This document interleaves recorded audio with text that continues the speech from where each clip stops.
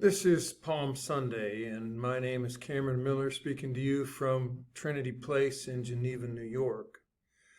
There is a argument that bubbles just under the surface of Palm Sunday and Holy Week, at least among some clergy and planners of liturgy and all folks who think about such things rather than just doing them. It's not a very important argument, I must say, considering our current moment, snarling with anger and anguish with grief over mass shootings and COVID deaths and job losses and the choking and shivering and sweating of our planet. Not very big in relationship to that. It's a little thing, really. But I get agitated about it every year. I want to observe Palm Sunday on this day each year instead of Passion Sunday. I want to reserve Good Friday for the reading of the Passion, and then broken up into bits during the week, Holy Week as well. But that's not the way we do it anymore. And believe it or not, there are some aspects of the tradition and ecclesiastical protocol that I do avoid betraying. The reason we don't do Palm Sunday instead of Passion Sunday is you guys. Fretful church fathers and mothers bewail the fact that few people attend Holy Week services anymore. Maybe not for a long time now. Not even Good Friday, though there are some interesting folks who wouldn't miss an Ash Wednesday or a Good Friday, even though they don't come at other points during the year. But anyway, the anxiety among those who are strange with collars and who dress in drag on Sunday is that you will hear in Palm Sunday a triumphalism of Jesus' entry into Jerusalem, but bypass the torture and execution on your way to Easter. If that happens, they say, then it's cheap grace. You, and I mean you who are not ordained, have to experience Jesus, they say, suffering on the cross in order to be able to celebrate the resurrection with integrity. It's an absolute necessity, they say.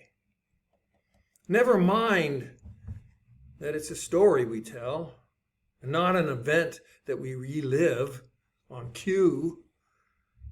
It's the church continuing to act as if it sets the cultural table, and as if it sets the stage for what the rest of us can see and understand about life as we live it. That's what bugs me most, I guess. The church still acting as if it's Christendom or something. All of which you probably could care less about, or should care less about, and wonder why I'm yammering on about something of so little consequence when this is Palm Sunday. Palm Sunday, and we are still separated by a virus, and the world all around us is flopping like a fish desperate to return to the water. Okay, so I'm going to tell you. I am going to be straight with you, but don't blame me if you get upset. This story, this so-called passion story, falls on dead ears. You see, our place in the story, the place where we are contextualized, are set in the story, is not the crowd laying down palms. We're not in the crowd jeering him and asking for Barabbas to be freed. We're not members of the Sanhedrin or scuttling clergy plotting against him. We're not among the disciples, scared and brave and angry and scared again. We're not among the brave women who hang tough with him. We're not the soldiers who abuse him. We're not the haughty Herod or the malevolent Pilate who execute him. Clearly, we are not him either. So who are we? Who are you and I in this story? We are a long, long way away. We only appear between the lines. We're the Romans back in Rome or somewhere in Florence or Italy or wherever who employ people like Pontius Pilate and who deploy legions.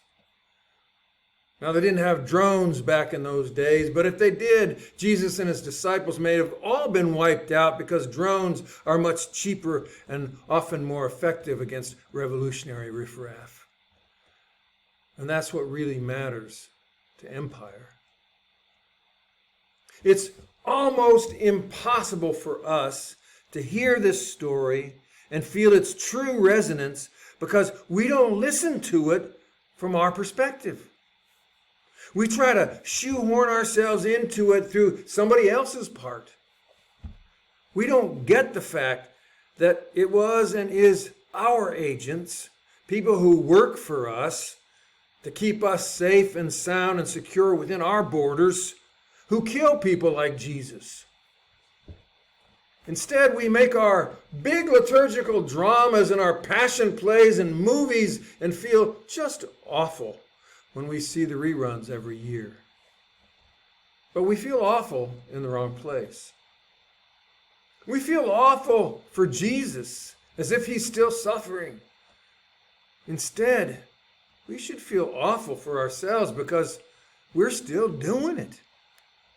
And by we, I mean those of us in the controlling classes all around the world, in the U.S., across Europe, in China, Myanmar, Thailand, everywhere. You see, the story is about what happens when the agents of God meet us. Well, they die.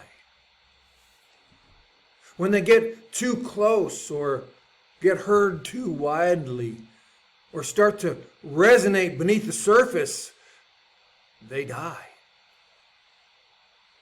As long as we keep that focus on Jesus instead of on us, or on what happened back then instead of what we're doing today, then the story remains just a fascinating old story. I get why the church does it this way. It's no fun to do what I'm doing right now, demythologizing so that it shatters our resistance. But honestly, I can't be part of that pretend anymore. I was never very good at it anyway.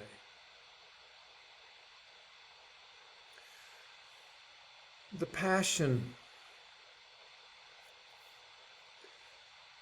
that we read